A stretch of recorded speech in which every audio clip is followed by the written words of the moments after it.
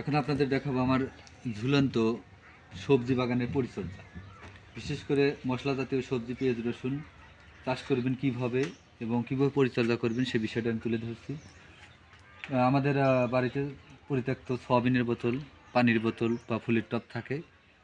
সে সকল বোতল, পরিত্যক্ত বোতলগুলোতে আমরা সবজি চাষ করে, বিশেষ করে মশলা জাতীয় সবজি যেটা নিয়মিত ব্যবহার করা হয়, সেটার চাহিদা পূরণ করে অতিরিক্ত আয় করতে পারবো। আর এরকম 10টি বোতলে যদি চাষ করেন তাহলে নিজের পারিবারিক চাহিদা পূরণ করে অতিরিক্ত আয় করতে পারবেন। বিশেষ করে মা বোনদের আমি পরামর্শ দিব।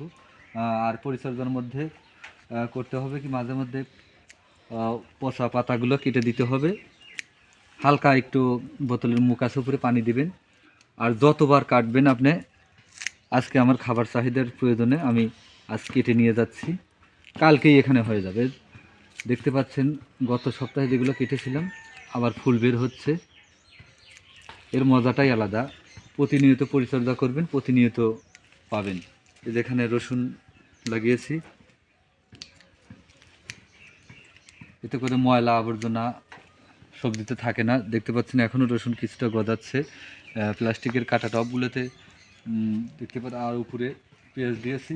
এভাবে বিশেষ করে 10টি বোতলে চাষ করলে ঝুলন্ত মাছার সাথে ঘরের বেলকনিতে, জানালার পাশে অথবা রান্নাঘরের পাশে যে কোনো জায়গায় আপনি চাষ করতে পারবেন।